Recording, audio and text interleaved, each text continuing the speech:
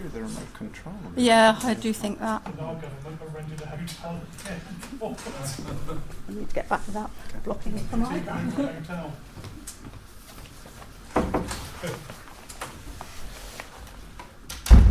Right, 7 o'clock then. Can you make a start then? Alright. Then, do you have action? That's on, I think. There's a red light on there. It's going to be trial and error. Does it work? Okay. So, are you telling me YouTube? Sorry? You're putting that on YouTube? Eventually, because it might be a long while until we get that stage. Right, welcome and introductions. We don't think we need any of that. We all know who's who. Emergency evacuation procedure. Filming, recording of meetings. Well, we're doing that, hopefully. Right. Submissions from the public. Let's do it. Yes, please.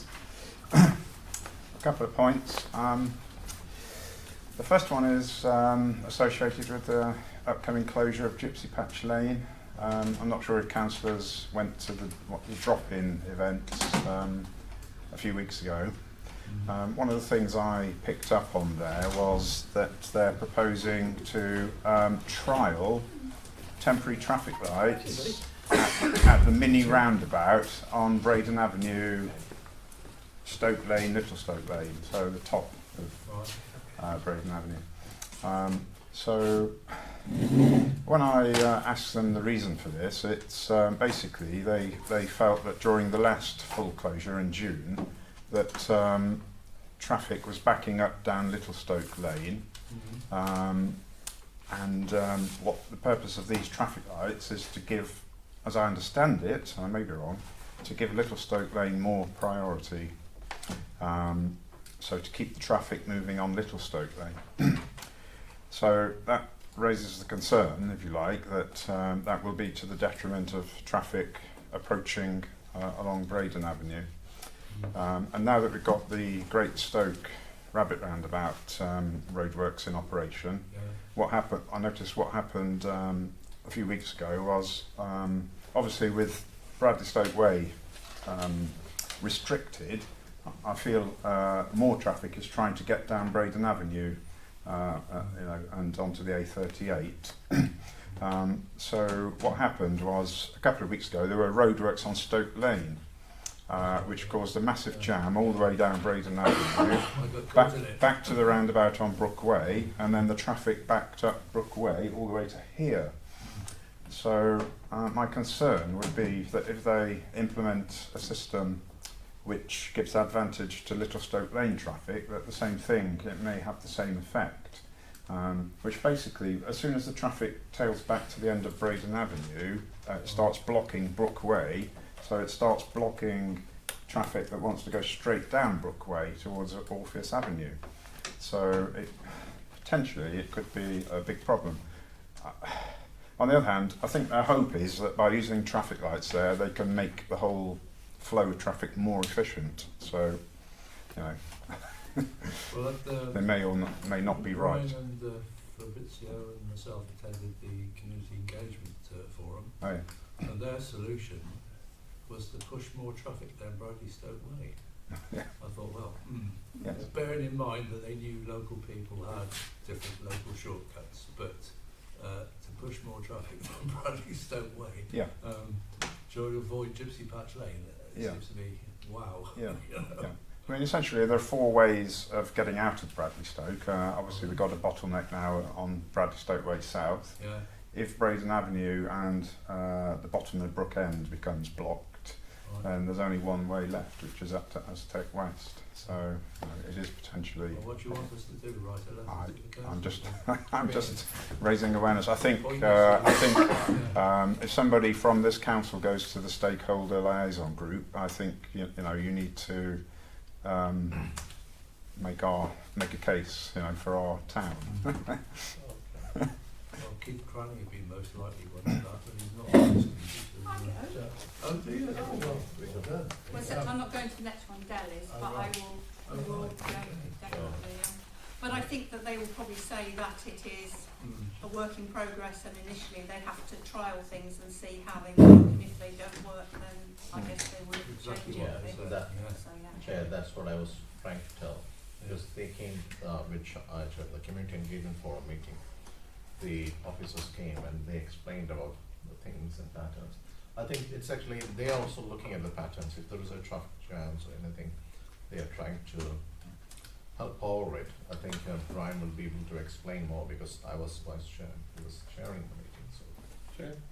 Yeah, Yeah, I mean, we were all at the community engagement forum. yeah. I mean, Mark King spoke very well, and he knows it's a problem. It's not actually a situation where it's easily resolvable just like that, because once you close a major Yeah. route down there where the bridge is going to be, extended and well, I mean, it's incredible, isn't it? It's a lot of work. I know in Stoke Lodge, I mean, we were very concerned right at the outset of huge amounts of traffic coming up from Little Stoke, coming down from Winterbourne in fact, and then deciding, the last minute, or, that would be an easy route for them to come up, because Bradley Stoke gets hellishly blocked at some points. I mean, all that traffic we had, Yep. up at, from the north end of Bradley Stoke, when we were doing the metro bus, and all that's been sorted, but in reality it's not, because we now we've got this. And there's three major works going on around South Gloucestershire at the moment, and rather than doing one bit and another bit and another bit, the idea is to try and get it all done whilst the money's actually available, because otherwise it won't be done, and it needs to be done. So at the end of the day, I think you've already said it. I mean, it's in progress, and nobody wants huge amounts of traffic coming down the road. Yeah. I mean, we try to get traffic calming down in Stoke Lane at an early stage. Some councillors in Stoke Gifford didn't want any more speed cushions or anything along Little Stoke Well, Lane. you don't need them now, do you? No, You've they've got them. queues. They've got them. But the reality of the matter is, one of the things is, if you put speed cushions in, it does actually mean a lot of people don't want to go down that road. They'd rather go down another road. So and in fact, it will be probably Rabbit Roundabout, which they will come down from eventually, because to come down all these other little roads like this, it's going to be a nightmare. Yeah. Even that road's got to be improved. I mean, we're discussing doing all sorts of stuff. Well, Even Stephen says using the Metrobus lane, sacrosanct as it is, to use some cars down there as well, haven't they? Well, Stephen says there's four ways out of Britain, so I think virtually three of them are almost totally blocked, aren't they, almost? We've got to get the cars away somehow, or the cars have got to come around. But if they're They've done an monitoring it amazing sort of job ongoing locally. basis to see, like you said, Yeah, it will be. to change if they see that there's a huge bottleneck, then there's only a certain number of options, I suppose, that they've got. But Well, none of no them, as long as they're locals, on the case. no shortcuts, Yeah. sort of. But like Little Stoke Lane and that sort of thing, whereas people coming from other directions might not know that, so and their solution is push it all down Bradley Stoke Way, which is tremendous. So what's the action out of that discussion now then? Is it, Sharon, are you going to be? We can raise it at the stakeholders meeting. Chair, I mean, the thing is, Steve is right though to bring it up, because the bit as it comes up through Braden Avenue is a situation. A lot of people from Bradley Stoke use that as a route, and rather than they come up all the way up around the A38. I mean, they're going to have signs to Patchway coming up Bradley Stoke Way, which they've already done before, but that's going to happen again. So they've got to trawl all the way up. I mean, the easiest route for them is to come up Little Stoke Lane and Stoke Lodge, through Stoke Lodge. But that road is incredibly busy anyway. And it's a narrow road. Yeah. It's a very narrow road. It's a bit like, it's narrower than a road up here. And then, so the main Bradley Stoke Way is obviously the answer, but that gets too busy as well. Okay, Nightmare. so we need Sharon to bring that up at the next meeting. Otherwise, can you also write so that it will be documented? Well, it'll be documented at the meeting, Yeah. take notes from the meeting. Mm. You just get a patronising reply as you Or no reply. I I got it. Hibernation. Everyone go in hibernation for sort of 12 months. Because you've got to have a little overlap, you know, 4 months. One of those Or just go abroad on holiday somewhere. Self-isolate, I'm sure what's been told to Okay, Steve, what's Yeah, I did have a second point. It's the availability of the extension car park at Brookway Activity Centre. I think a lot of people in the community are very disappointed that it's not available for, you know, the peak hours of particularly the doctor's surgery. There's this business about the headlamps and everything and having to close it off at 4 o'clock, but that doesn't mean to say it can't be open for the rest of the day. You know, and a number of people have been commenting about this online, you know, to say that they had difficulty finding a parking space, and people have been parking on the access road, which was the original problem when this suggestion came up. If I can relate my own experience, had an appointment at the doctor's surgery early on Friday morning, and I got there at 8:10, and there was no problem with parking. But when I came out at 10 to 9, because I'd had to wait quite a long time, the car park was completely full. There were 4 cars parked down the access road. There were cars shunting backwards and forwards trying to find a space, which makes it a very dangerous situation, particularly with elderly people and frail people going to the doctors. And I looked over to the extension car park and it was empty. And the barriers were there, albeit 1 or 2 of them had fallen down. And then I glanced over to the activity centre and it was open. And we'd been told that the extension car park is supposed to be open when the activity centre is in use, but it wasn't. So I popped in and went to the caretaker and said, now, why isn't the extension car park open? And he said, oh, sorry, I forgot. Well, I mean, you know, it needs to be better managed, and I think a lot of people would like to see it open all the time, and they'd like to see the council come up with an idea, a management scheme whereby it can be left open, say between 8 a.m. and 4 p.m. You know, we accept it. Just because of headlights, isn't it, basically at the moment? Yeah, Which so will be I think we have to accept in the it. summer months. You know, it can close at 4 p.m. but the peak hours of the doctor's surgery is, I think, 8 a.m. till 10 a.m.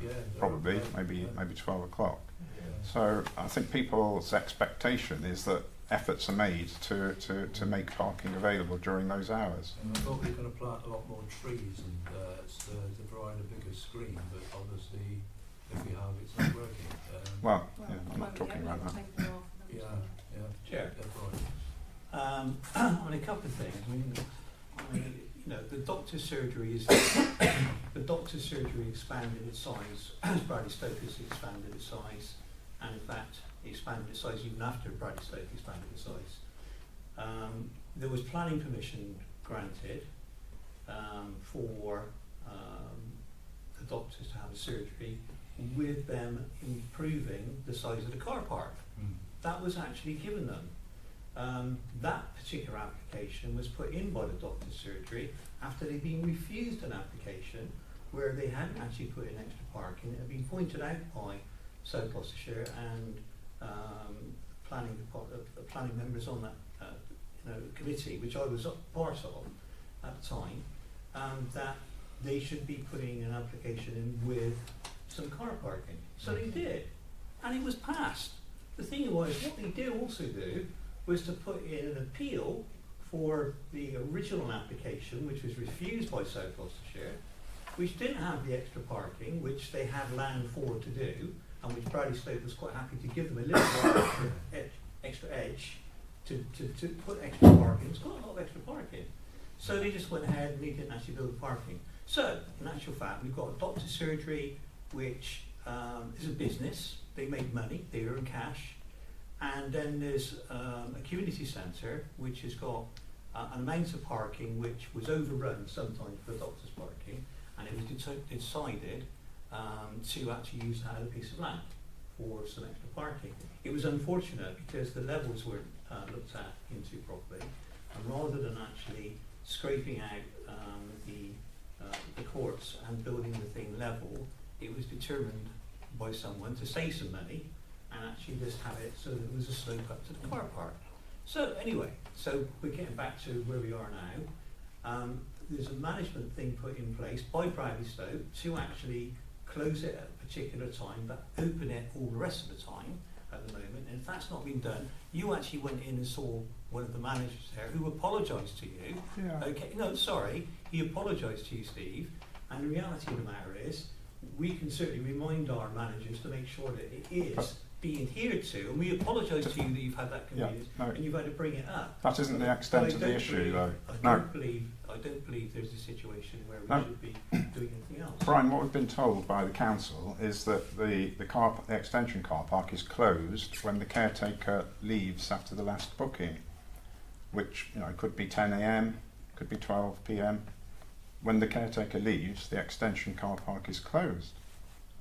Well, if the actual car park is closed, the extension car park is closed, okay, and there's no bookings. Or there's no bookings There's no bookings in that at all. in that other car park. Surely there's a lot of spaces there, or people that park in their car all day live locally.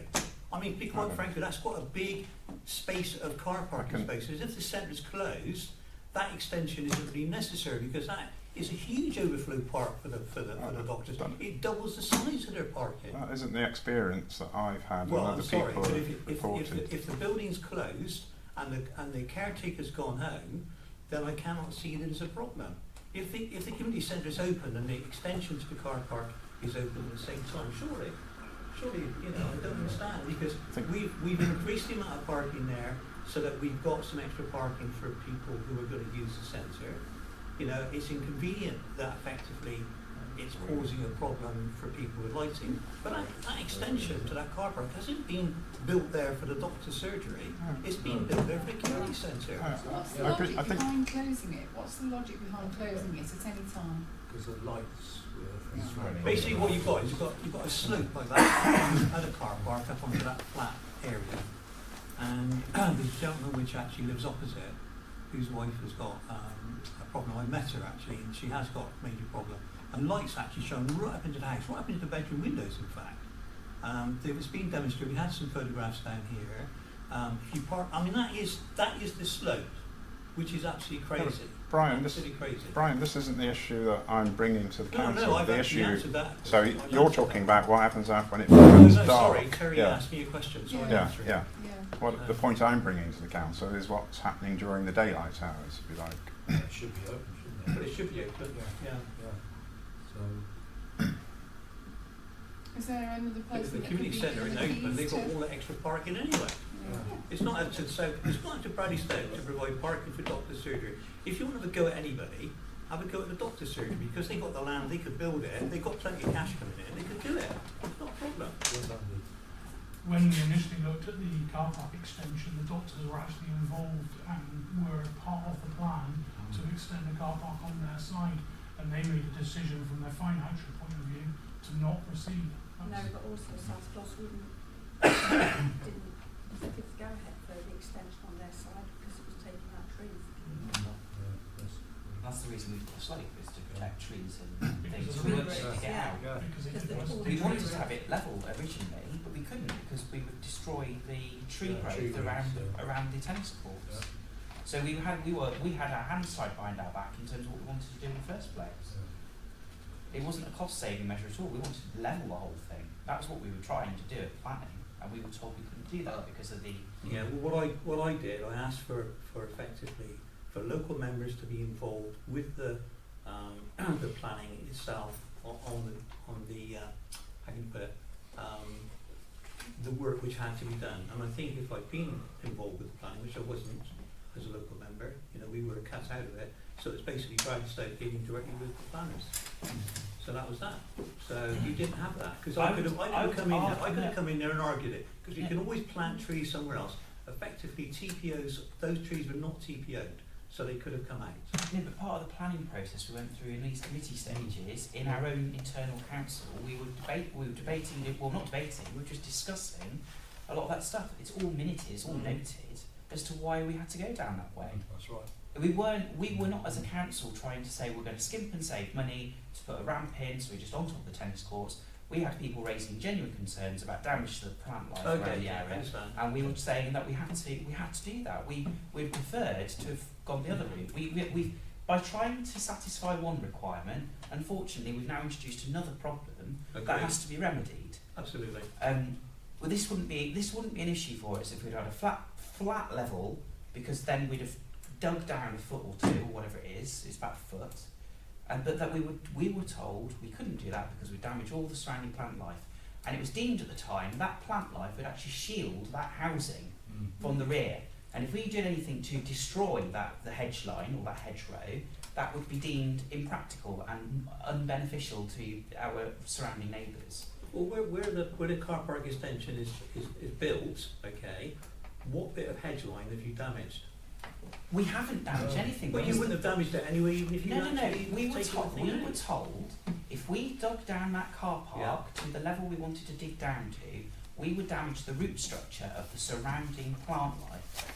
That would have an impact on everything around it. Well, So they were all lying that then, plant weren't life they? around what was there at the time of that tennis court, we were trying to avoid damaging They it. were lying then, weren't they? Well, I think we're No, talking no about one's a done lying. deal, aren't we? I We think- I would think be we're dealing treating with it as the old Chair. arsenal. Anyway, I think it'll be dug out for the cause Chair. problem. I think right now the futuristic one is to really shield that place and open it. Because otherwise it will be a dead Exactly. investment. should this go to planning? That's totally No, what all we need to Yeah, I do think is we just we'll remind the leisure assistants that they need to make sure Absolutely. when the site is open, the car park Oh, is it's open, yeah. However, I think part of the problem is that the car park isn't available when the activity centre is closed. That's part of the problem. That's the other issue I'm bringing here. But then And that's I don't think the concern is after 4 p.m. because things aren't that busy then. So I think all this discussion about ramps and trees is irrelevant to the point that I'm bringing here. But that's the reason why it's. It is relevant. Yeah, the reason it But- shuts the light pollution. But the Well, ramp, kind of, yeah. surely the But lights, on a car going up the ramp, okay, might dazzle the second floor, but as soon as the car is on a level, surely the lights don't dazzle any further. Shouldn't affect it. Shouldn't affect it. So it's only that split second when the cars are going up the ramp that the lights are at an acute angle that shines upon their second floor bedroom. Surely, I mean, they're making them out of a molehill. Surely, here. But John Randall told me that he's planning to put the that screen. Well, Yeah. but any progress with that? I think it's in part of that. What's that?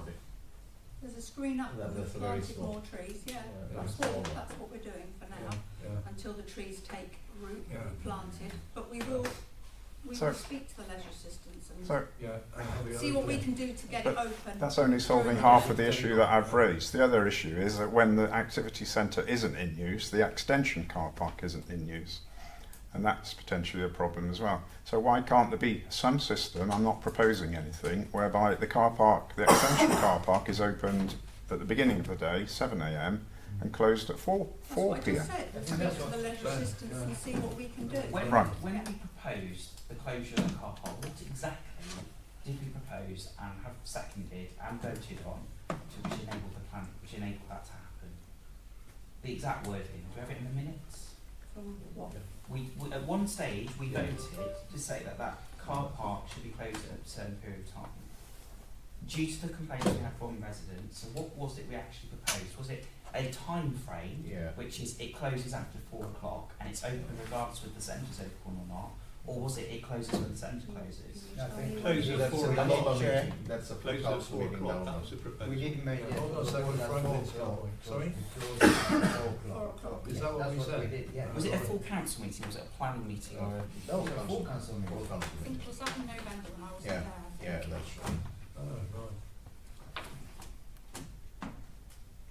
Because that would just put the issue to bed because we've voted on it already.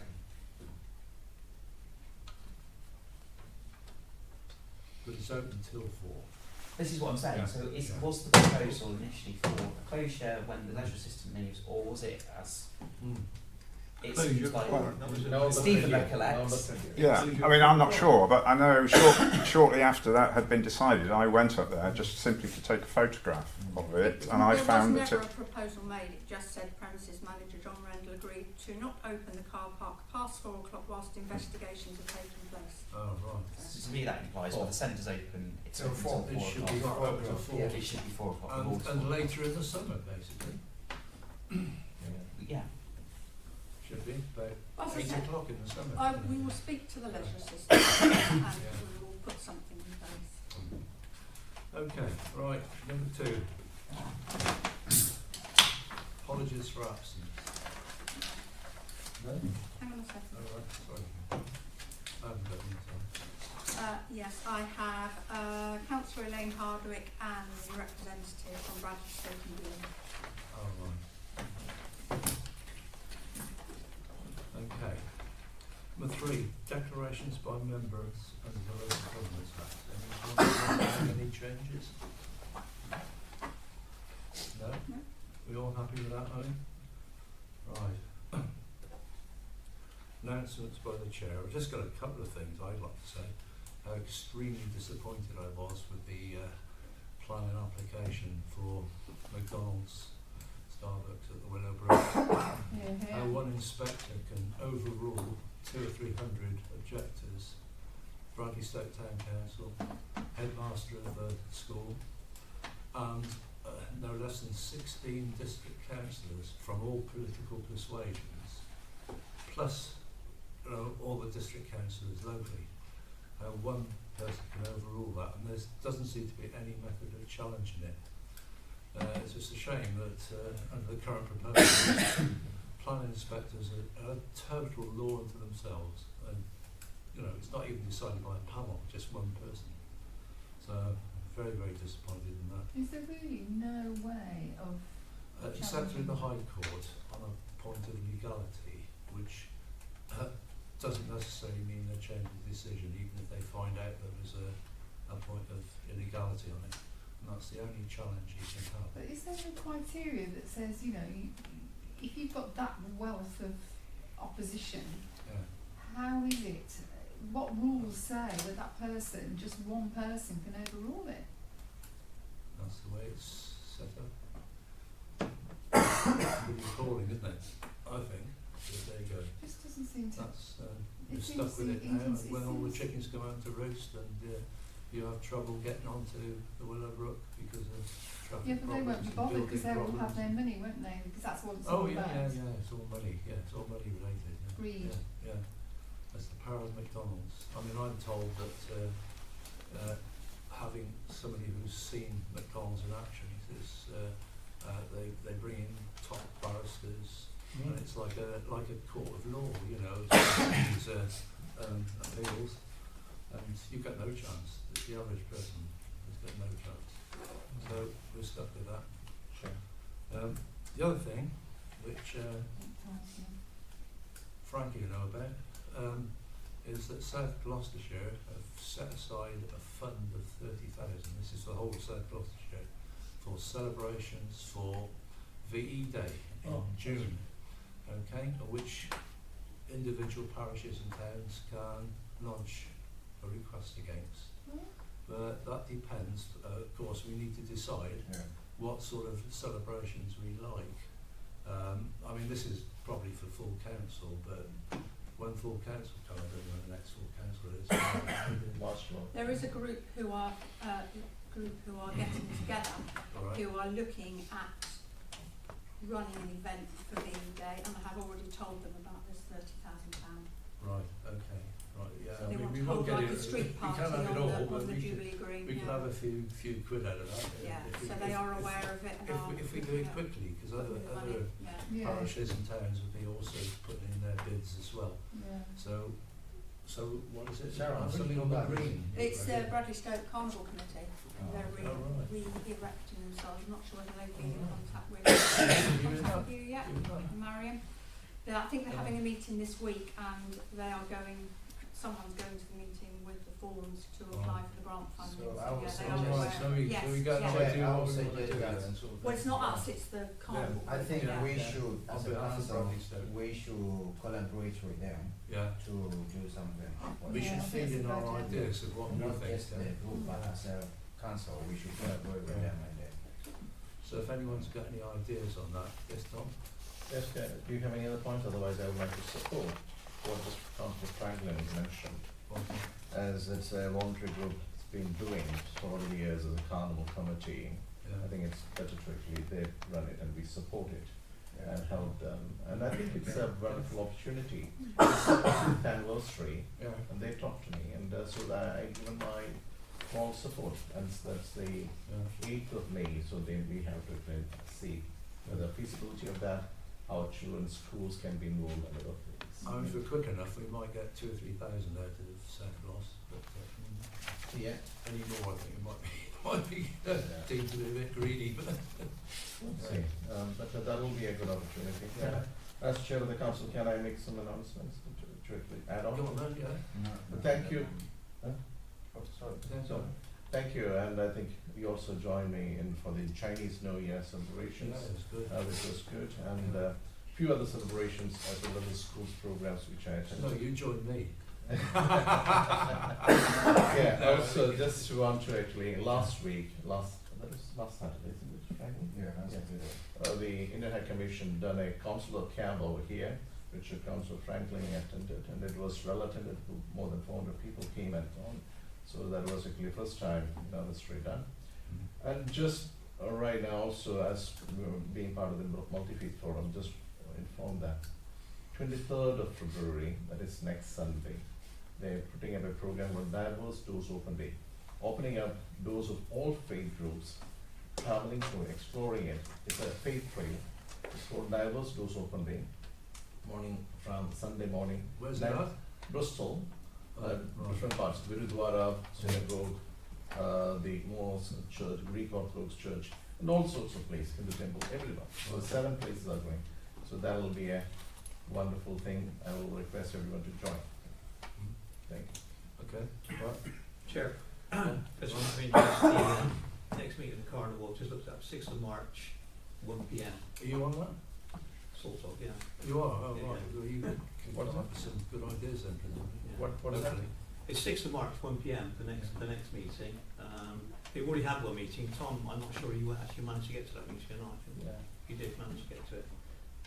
So they've had the one meeting, and we've been getting some stalls and things like that Right. up together as well. So, but the next meeting is the 6th of March. I'll be on here with it. So, you know, well, Bradley Stoke Radio's involved with it as well. So, Okay, thanks for that then. So it has got some money out there, is it? So is it? they've got a few pounds from the last previous counts, but it's only a few quid in the till. And I think a few people, I think Sarah and Franklin hadn't been approached yet to put anything in from the math money, but that was an idea to try and get it started.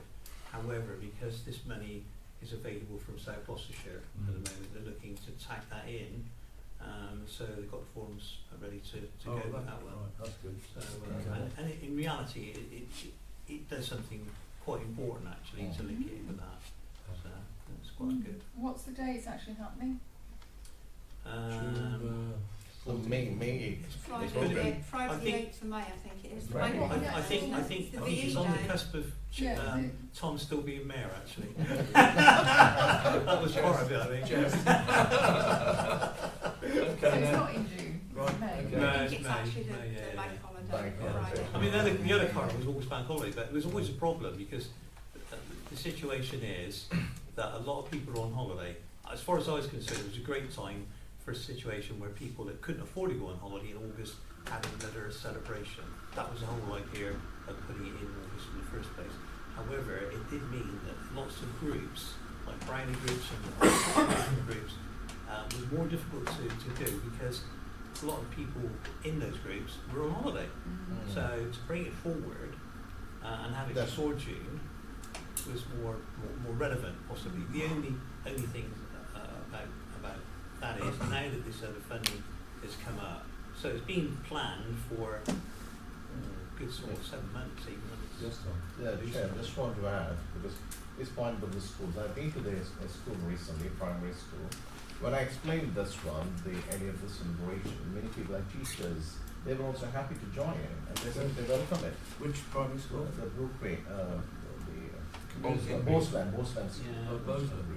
So They that, should all be yeah, offered. Chair. It's going I was to be a gonna lot, say, they a should lot all be easier. offered to join, shouldn't they? It's going to be a lot easier, I think, to do that. So Okay, so they've got to give it a go, haven't they? That's really? Okay. What's the feedback from your son? It was happy. Right. Are other schools being invited to join as well, though? Yeah. They are. They are. I hope. You hope. Yeah, that's Should it be direct? that's a proposal to all the schools will be involved. Oh. That's what it is. Secondary school. That was one of the things which I proposed, which they agreed. When I proposed, they happily agreed. And it's actually hard work. And thanks for the people who've been elected treasurer. I hope they will, treasurer and the secretary, they will explain about it. Okay, is that all on that one then? Right, let's move to confirm the minutes of the meeting held on 16th of December.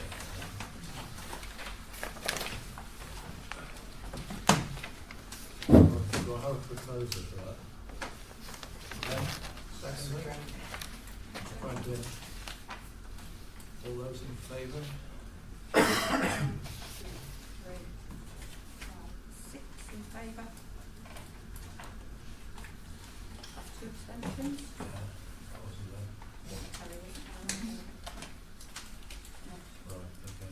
Can you initial every page and Oh, sign and right, date the yeah. last page, please?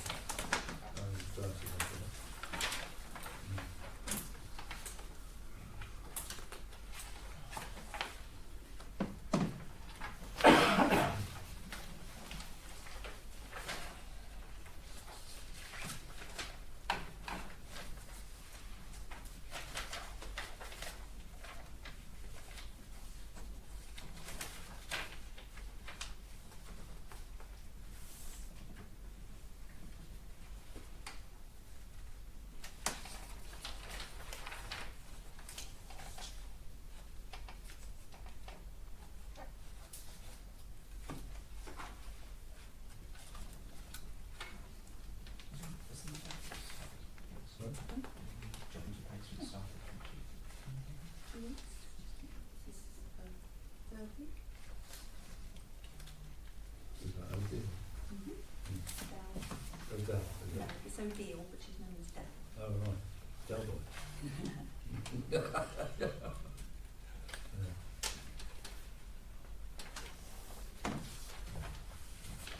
She's hit the ground running. Is she? So it's under pressure off the numbers.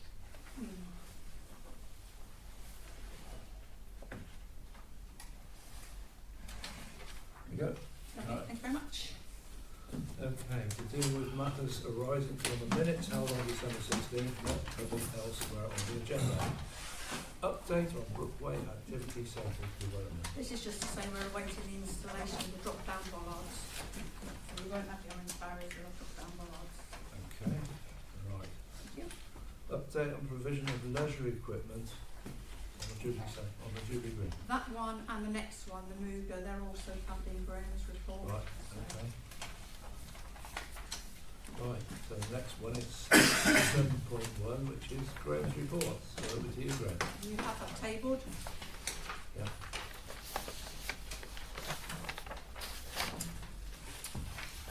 Yeah, tabled, 2 pages in front of you and some photos Okay. on the back of the photos are from our, well, it's become a bit of an annual event now, our Girl Project Xmas ice skating trip. And as the years go by, it's become busier and busier. So we've had 22 girls and young women attend that event.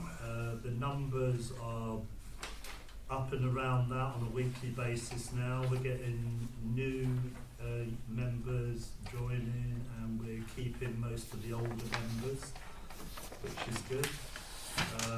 Yeah, that's a very positive part of our work at the moment. where are we? Regular youth work sessions at the skate park. The building is coming in very useful there because the weather, particularly on Thursday nights, I've never known, in the 6 years or whatever I've been here, I've never known such a run of appalling weather on a particular night. So we tend to do double or extended sessions there and not do the Jubilee session here, and just get the leisure assistance. So that session is often like 4:30 till 9 o'clock. It's quite a long session, but they're really positive, and you get quite a throughput of. Could they use a skate park when it's pouring down with rain, or is it Well, no, but that's the benefit of having the building. Even if the skate park is not in use, the building is providing a building-based youth work resource. And as I say in the report further down as well, people turn up now even though it's pouring down with rain, so they're not turning up just to use the skate park, they're turning up to come to a youth work session in the building. Young volunteers, we've got, as I mentioned before, 2 young people, a young woman, these are year 12 volunteers, as part of their volunteering component, which I have now as year 12s. She works with me every week. We've got another young person who I see occasionally, but part of his product design is he's working up design ideas and things for the development of the inside of the shipping container, and hopefully will be involved in development of some items of furniture.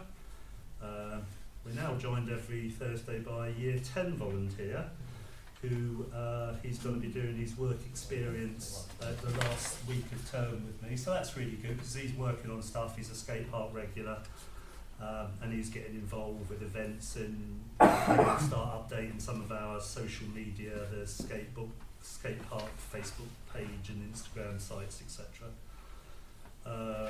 Theatre and education, the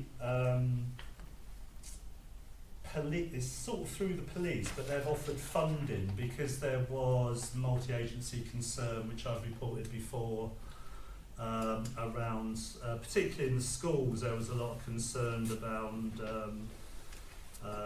sort of developments of county lines and knife crime, even though county lines, according to the police, have not become a real issue in South Gloucestershire of yet. But one of the things we looked at was some theatre and education work. So we've got a theatre company called Auto Ego, who have a very good reputation. They're doing one particular performance around child criminal exploitation in the schools and some other South Gloss youth projects. But in this area, we're doing stuff around knife crime. So it complements what's going on in the schools. So we're going to have a performance in this very room Tuesday week. That's sort of focusing on the girls project because it's like the logical group to do the stuff with, because the other stuff we do is mainly sort of detached and we haven't got the space. So that's what we're going to be doing in a couple of weeks' time. So I'll give you some feedback on how well that goes. We approved previously paving the outside area at the skate park where we talked about outside the building. That's starting now. We'll start after half term. We didn't think it was a good idea to start this week when we thought it might be busy there, but obviously with the weather at the moment, not so busy.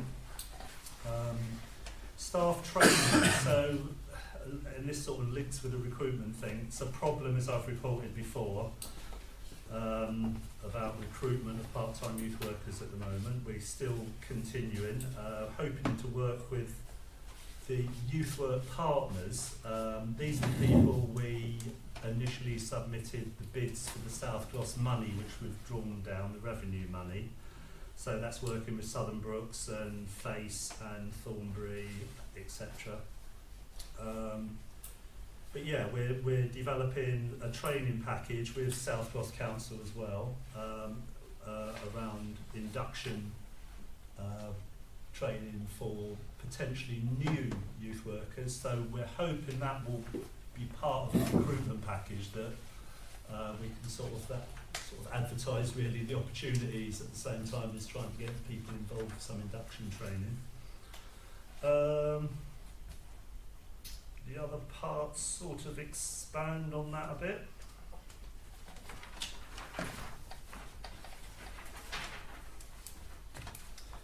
Food Share, Food Cloud, they're the people we get a lot of free food and stuff from. Had a review meeting with them.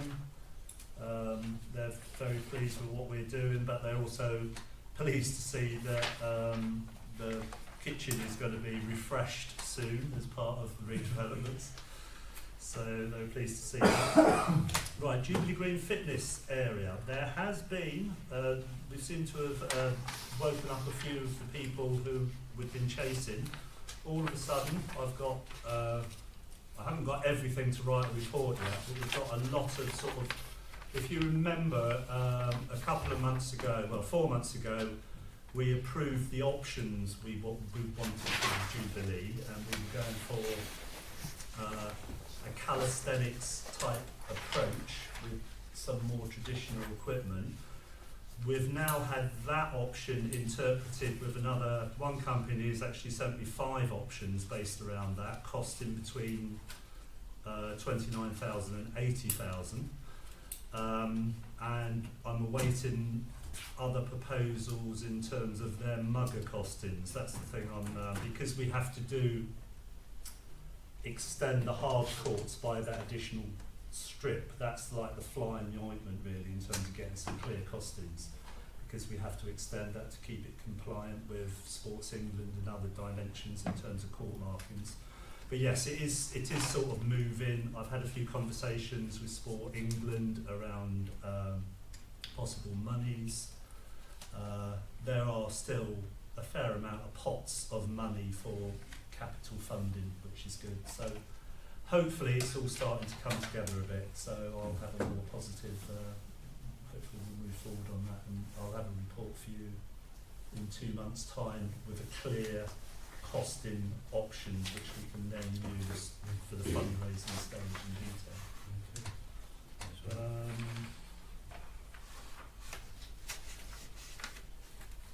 I think that's about it. Right. Is the Jubilee Green Fitness area, that 29 to 80, is that in our budget or is that outside? No, there's a very small amount of pump priming money. The idea is to try and link that with the multi-use games area, Right, and draw down some significant funding. okay. A bit like the skate park, we used a fifth of the Any other questions for Graham? Okay, right. So this Tuesday one, what time to what time is the program? Sorry? The Tuesday program, you mentioned Tuesday every week, the girls program? Girls Project, yeah. Yeah, what time to what time is that? The core session times are 7 till 9, but they tend to start arriving any time after 6:30. So we don't make them stand at the door. So if they come early, they come. But the most important thing is, without going into sort of detail, is the support work we also do around that in terms of one-to-one support around mental health issues and other things like that, which often happen outside of those sessions. You mentioned about 20 children, 20 girls are coming for that program every week. Yeah, pretty much so. It's somewhere between, like I said, we took 22 on the actual trip, but any week, the minimum you'll get is about 15, but sometimes up to 24, but fairly sort of consistent. So is it primarily from the secondary school here, or what is the criteria of getting children? It's 13 to 17 is the core age range. Okay. Where is it from? So, Yeah, you can. I was just going to say, you've got the resource then, have you, to do one-to-one mental health discussions with them?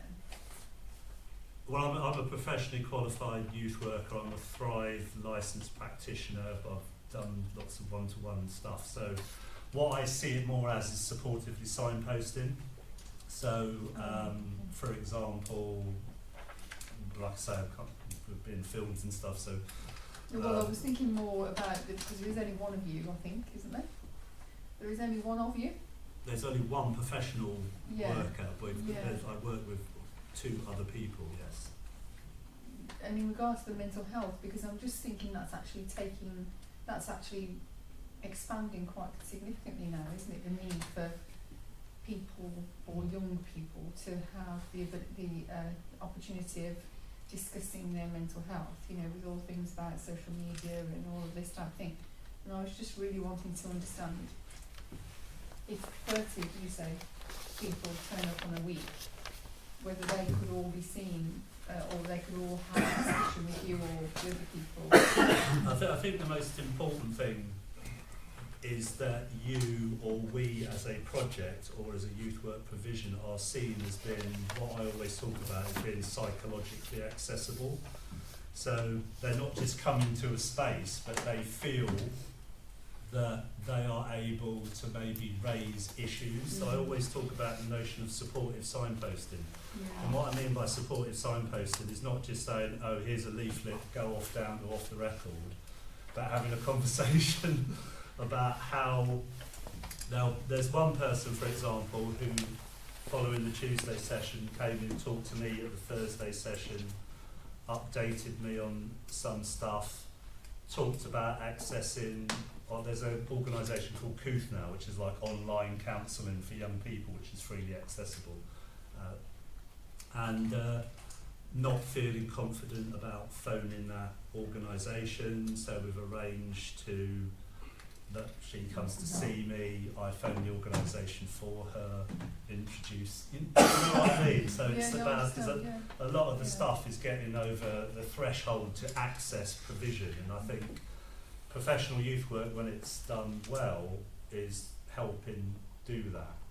So stuff around LGBT issues or racism or whatever, I think young people see how you respond to those issues, and if you're responding to those issues as part of your day-to-day activity, so you know that I think gives them the confidence to then make approaches.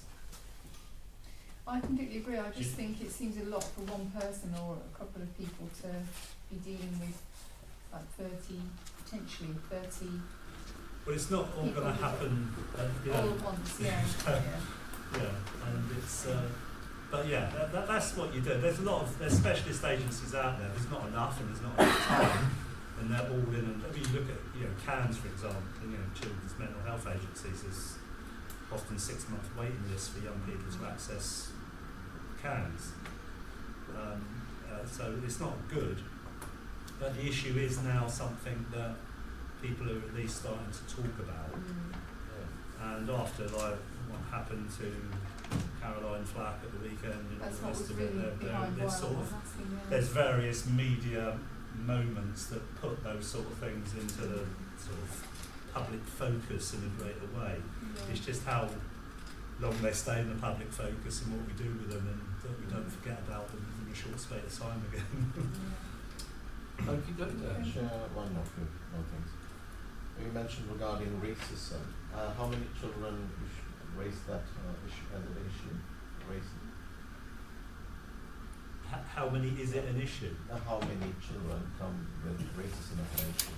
They're not necessarily coming with racism as an issue. I would say. You mentioned that. No, I didn't. I did mention it. Yeah, and I mentioned it because having worked in multicultural environments in central Bristol for many, many years, I did find that when I first started working in Bradley Stoke, it was like rewinding 10, 15 years in terms of the amount of challenge I would be making as a youth worker to a lot of the attitudes of young people. Okay. So I think it's not about necessarily, it's about proactively promoting. So there's nothing, it was like yes or no question. Yeah. So it was, is it happening here or not? That was my question. So how many happened in Bradley Stoke? So nothing, or yes or no, 5 numbers, 2 numbers? I think there's a lot of, what, in terms of racism? Yeah, you mentioned that. I would say there's a lot of racist attitudes, yes, I would say that. Okay, so but you don't have that. But out of these 22 or 23 children you mentioned, how many from other ethnic backgrounds? Currently, there's there's, I think, 2 mixed race, dual multi-heritage young people. There's young people from Polish backgrounds, for example. So if you're talking about, I don't know if you're talking about people of colour or people from diverse backgrounds, but we are getting people who, you know, like issues around racism towards Polish people, for example, is quite common, I think, unfortunately, and increasingly so. Yeah, any kind of racism can have to be challenged, but one of the things which, because the ethnic makeup of the Bradley Stoke right now is 20% of the people from other ethnic backgrounds, so, but I couldn't see anybody representation in that group, so that's the reason why I asked you specifically, because, so, one of the things. That's just for your advantage, so it sometimes in future, if there are, But it's, I think you're totally right. I've always been struck by, and I'm more than happy to have a longer conversation with you, because the makeup of Bradley Stoke, there is a significant minority ethnic population, in fact the biggest within South Gloss, but that's not necessarily represented either within the mainstream secondary schools, is it? There is. Would you say you would say 20% of Bradley Stoke top secondary scorers, school? even in the top scorers of Bradley Stoke school, from ethnic minority background, just for your information. So it doesn't matter. I don't actually consider The last statistics I saw, it was not representative I of don't know the wider community. I'm not talking about Do the you want to have a sports. chat with This one is a school one. Yeah. No. This one, the council is an opportunity, because this one, you mentioned always this, it's a continued license and meetings with the councillors, but I haven't seen any much contract from you, so that is actually one of the opportunities to actually talk to you regarding the industries. Well, very good. Right, we all finished on that one then? Can I just say one thing? I think this thing about this lady Flack, which came up, which was very sad, and there's a few people who have actually made the comment now about trying to be a bit kinder to each other. And I've seen quite a few posts which have not actually about her recently, which have been on media about saying things like, you know, if you haven't got anything good to say about somebody on the internet, then you shouldn't say it. To be quite frank with you, I mean, we've got a media person here tonight, and you know, the reality is, I think there's too much media, too many blogs actually decrying things, or people trying to do things in a good way, in a bad manner. They don't know the people, and just basically jump on the bandwagon. And I think the sooner that we can stop that happening, the better. So any kind of help from Steve would be grateful. Thank you, Steve. I think that's right. But I think the sort of algorithmic nature of a lot of social media means that you end up in your own little silo. Whereas, you know, if someone made an outrageous comment in front of people, their friends, they might have turned around and said, well, that's a bit out of order. But unfortunately, you're almost in this social media silo where everyone is being equally unkind, as you put it, as the other people. So it almost gives sort of license to that way of thinking. It was the media that basically was drummed at, the trolls, etc., all the time, and her concerns about it. And that's what actually really triggered it. It's pretty bad. Okay, right. Shall we move on then? 7.2. Youth Activities, provisional youth activities of the Community Festival, which you provided a report on that. Well, back to me again. Well, this is pretty much the usual package that we put together, which is usually really successful. This is 2 full days of activity. There's been some uplift which has happened elsewhere in the festival budget in terms of Bristol Ambulance. But in terms of King's Rants, they've held the same price. Circus workshops are the same price. Materials are a similar price. I've done a slight uplift on the graffiti artists, but that's only because we end up doing a very, very long session. So that's not an increase in the actual hourly rate, that's just an increase in the hours. Because last year, I think, as we discussed before, we were still doing stuff at 6 o'clock, Were weren't we? indeed, with a queue of people trying to do their graffiti boards, yeah. Okay. So yeah, that's basically it. We now have, we had a sort of, as you see in the actions, we have a youth budget for the festival of 5k, and this is a little bit over, so Yeah. it comes from the same code, but just another little pot of money. Yeah. Anyone got any questions on this at all? All happy? Yeah. Can we have a proposal and a second? Right. Okay, yeah. Would you like to propose it, Tom? Who's going to second it? Who seconded it? Brian. Okay. All those in favour?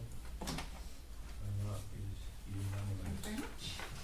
Oh, sorry, could you say one thing? It's sort of in there, but it might be hidden in the body of the report. We've penciled in, provisionally booked, a potential Olympian BMX rider as to do demos for us for 2 days. All right. However, because he makes his living out of it, if he's called to another festival or something or another event, then we'll have to get someone else. But Okay. in theory, that's someone we might be able Tony to. Hawks, is it? His name's, what's his name? Clark. Jack Clark. Never I a think thing. it is. Never a thing. He's all over social media in a positive way. Okie dokie. Right. Steve's that way. But we might be able to headline and use that as another little promo thing for the festival. 7.3 Briny Stoking Bloom update by steering group. Can I just, You've got a yeah, report so here. you've got the written report, and then I've got an email report as well, Right. just to add on to this report, because that was from January. So Bradley Stoke and Bloom added 3 rows of hedging plants behind the beach hedge. We had to replant a couple of beeches too, as they were with exposed roots. They're just whips, so it'll take a while before they have much impact. We've also planted a few bird, cherry and rowan, and we would like to install a few bird boxes. Our last work day was the beginning of Storm Kira, so only 3 brave souls ventured out. But the area behind Brookway Doctor's Surgery was weeded, pruned, litter picked, planted, paths cleaned, swept, drains emptied, and also Manor Farm roundabout and corners. There was a lot of blackthorn cuttings which had been put on top of the line of daylilies under the rail, which took a long time to remove. The dog and gate sign have been removed for repair. Palmer's Corner and Beehive roundabouts have also been tidied up. Our next work day will be another tidy up session starting around Aztec. In conjunction with the Bradley Stoke Zero Carbon Group, there's a plan to host an Earth Hour picnic in the dark from 8:30 to 9:30 p.m. on March the 28th, with the usual fun, i.e. glow-in-the-dark bowling, making s'mores, stargazing, telling stories by torchlight and bat-watching. It will be free to come along. It's a fun way to promote a serious message. We're thinking of hosting this at Jubilee Green, as although it is brighter, it is more accessible than Savage's Wood. And then she said, a small group have met to discuss restarting the carnival and envisage it being brought forward as a spring event and being on Friday the 8th of May and being a VE Day theme. There will be a poster competition for the schools. After the parade, there will be a street party, and I hope that the tables will be booked in advance by groups and families with prizes for the best decorated table. There's a plan for stalls in the evening. We're hoping to have an outdoor screening of Dad's Army. Says I've approached previous carnival member to ask if we can claim the old carnival Facebook, email and bank account. That's our update. Chair, I just first of all, we want to thank for the Bradley Stoke and Bloom for doing a wonderful work. I think we need to know that that's an important part of every week. They're coming out and doing things, volunteering for this community. That's really hands-off. That's one thing. Second part, which you mentioned regarding the carnival committee, which that's also, I hope someone will be, that's actually a very interesting thing with the spring theme, because Bradley Stoke, if you look, we have the summer festival, the community festival, we have, for the autumn time, we have the fireworks display, so that's actually, so when we are having the winter time, we have the Christmas celebrations and other things. So it's a spring thing, which is really great, and I welcome that, and thank you. The only comment I would make is I've never heard of the cherry bird tree. Cherry bird tree. Is this new to me? I've heard of the cherry tree, but cherry bird tree? Is that misprint? Or is it cherry something? That's what you put, bird cherry and Bird cherry. bird cherry and Has anyone heard of that? God no. Right. It's good for the birds. I have to look it up, but yes, it's correct. Right, okay. Well, how's that different from a normal cherry tree then? It's a different variety that's particularly attractive to birds. Yeah. Yeah? Chair, I'd just like to say that Sarah Messenger is basically behind this one again, and Denise Evans, they are the people which are really sort of pushing this for the carnival.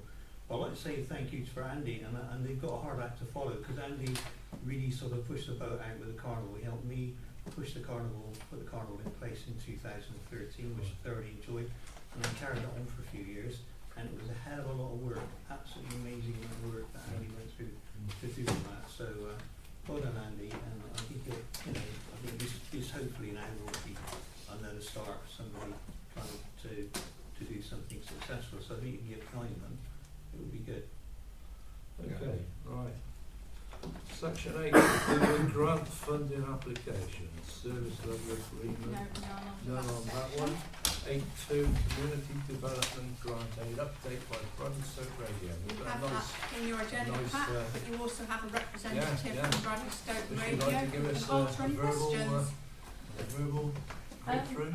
Yeah, so I'll just give you, this was the January update that you've got in your packs, but just to give you a quick summary as to what's happened in January. In the month we've had 12 new radio programmes come into our schedule, which is a phenomenal amount of work from new people and old members, mentoring and helping people come into the group. So 12 new programmes. We've got previous well-established programmes now that are repeated in the week as well, that have big listenerships that we know about through our online broadcasting and comments. We've got a further 5 shows starting in the next couple of weeks or are in the pipeline in development. So lots of new programming's coming on, which are very varied, from afternoons of tea, dance, big band type programming, the community content programs, another couple of young people are going to do another show, and younger people doing dance, trance and that kind of music late at night on Fridays. So a massive range of music programs and community content that's coming in. Socially, although we are a radio station and we broadcast, and that's really important, and it's great to have these programs, I really want to say again how much of a community group it is and how we support each other through mental health issues that's already been raised. It is a big issue in the media, and it is a big issue in the people that come into the radio station as well. We have a number of people that suffer with depression, and that is exacerbated by fear of missing out through things that are on social media. Even in the young adult world, that is a real issue. So we are there for each other in those situations. We have a middle-aged presenter who recently lost his partner to cancer, and has had a break from the radio station, but has come back in because it's a safe space for him to do something that's out of the world of work, out of his family, and something that he can do just to escape what's happened recently in his life that's been pretty awful. And the support is there in that group. And we have another member who was rushed to hospital suddenly and made it to the top of the cardiology list, which doesn't happen. You don't go from visiting the doctors to Southmead to the BRI to the cardiac surgeon within 24 hours usually, but this person did, and we're supporting him as he recovers from some pretty horrendous major psychological trauma really of going through that, as well as major open heart surgery. So as well as a radio station, we are supporting each other physically and mentally in all sorts of life events, and it's been quite a tough time since Christmas with all these things going on, but there's been some really good news stories as well. We have a young lad who volunteers for us, who is he's really going places. If you want to see a young man taking an opportunity and running with it, this young lad is doing that with bells on. So he's doing videos for us, he's got his own radio show, and this week he had an article printed in National Youth Magazine, The Week Junior, and the article was all about Bradley Stoke Radio and his radio show that he does on there, and what he's gained from being on air. So and we have had we're supporting another community radio station in the Bristol area with a bid for audio content fund for a social series that they're going to produce, which is big news in the radio world. A grant of £10,000 has been awarded this particular community radio station, where we're supporting radio stations. So Bradley Stoke Radio's logo has been banded around in the radio world with the likes of Absolute FM, Virgin Radio, and lots of other radio stations as well. So we've had some real highs and some real lows, as well as working in the community and with each other. So it's been absolutely, it's been cracking since Christmas. Okay. And we're really exhausted. Coming to the Ombudsman's afternoon tea. Yeah, and our events are filling up, but I can't tell you all the events because that's for future reports. Thanks for that. Thanks very much. It's really positive. Do you have any comments, Brian, as you're... Well, only about the young man, because I remember seeing when I was actually part of the radio station, his email coming through to ask me to be engaged, and it was an amazing sort of email which came through, just saying a little bit about him, that he was doing videos of this and that and everything else, and putting them on YouTube. And how old is he now? He's still 14. Still 14 years of age, so it might shock you. I think he was about 13 at the time. And it was amazing the stuff that he'd been putting together. And really sort of part of the community radio station, hasn't he? And it's great. So our volunteer age group runs from 14 for that young man doing that, and he's putting some of our older members to shame, really. So he's 14, but our oldest member is. I have to be careful now, because it's not who I think it is. It's someone else. I think he's 87, and he's learnt how to run the desk and operates the equipment and set up playlists and stuff. And that's been quite a challenge to someone of that age, but he comes in every week with his wife and they do a radio show, and that's been amazing to see people learning new skills and being active and in the community and doing something really completely alien to them in the more senior years. So send them our way. Good stuff. Okay. Thanks very much for that. Sharon, any response from the surgery regarding the whole age group? Are you working on it? The surgery. Not this one, all the people. Oh, no, well, I was thinking, what's that got to do with the radio? That's fine. I was just trying to get my thought processes. No, I sent them all the stuff through and we dropped the stuff in, but I've heard nothing from them. So. But saying that, we've actually given out 64 tickets so far, so there's only 16 tickets left. Oh, that's the... Okay, 8.3 grant aid, nothing on that. 8.4 youth grant aid, nothing on that. And 8.5 larger grant aid. Sorry, Sounds graceful. just going to say that they did, their representative, I forgot to mention it, did send apologies. Oh, about right, issues okay. of annual leave. Well, that's quite a comprehensive report. You have to, then, yeah, with lots of diagrams Very and positive. flashy stuff. Yeah.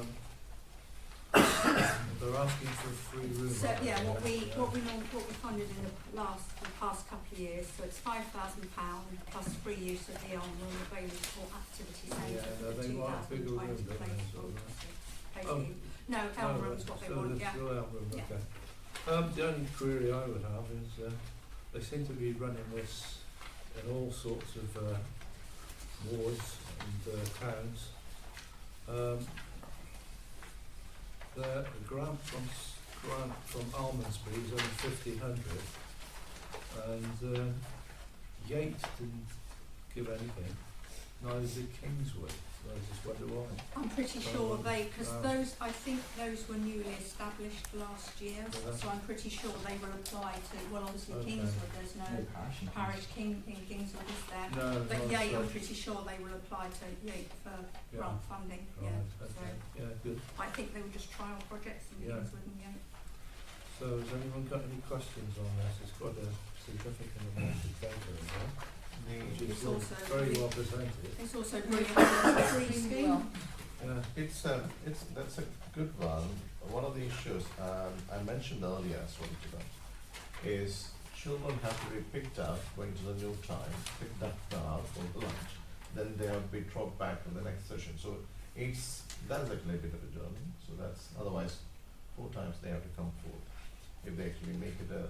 They can't do it as a whole day thing, it's all to do with Ofsted regulations and that sort of thing, so Yeah. they have to do it the way they do it. I don't know. Austrian. If they stay for lunch, it's different. It's very different, it's a Yeah. whole different ball game if Yeah. it's a whole day thing. Because we looked at that when they were over at school, didn't Yeah, All right. yeah, it's very Becomes different. comprehensive daycare. Legally Yeah, it different. is. Legally different. isn't Yes, it? yeah. All And right. I, Yeah, I mean, there's lots of data here. Oh, it's very well Very well presented, isn't presented. it? Yeah. How well very attended as well. it is, Yeah, yeah. yeah. Average about yeah. 30, 40 people Yeah. a day. Yeah. 30, 40 people a day. Yeah. Okay, so are we going to go with what they've requested on the front page? I'd be happy to propose that, I think it's fair enough. Okay. Yeah, I think Would so say too, you yeah. second it? Franklin. So all those in favour? And that is unanimous. It's a resource for the community, isn't Yeah. it? It Yeah, is. exactly. Right.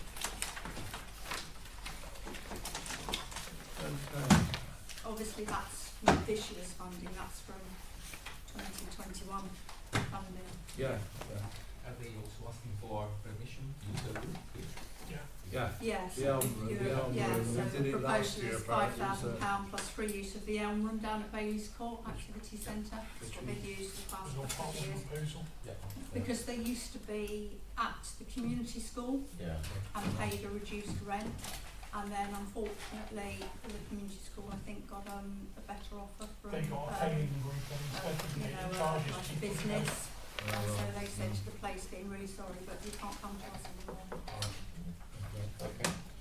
So the elm room is smaller than they had at Bailey's Court, at the That's cool. secondary school, but works fine. And they just, So they make use of the play area on the Yeah. roof side as yeah, well. do indeed, yeah. Okay then, next meeting is 6th of April at 7 p.m. Please be prompt. Right, meeting closed. Bye.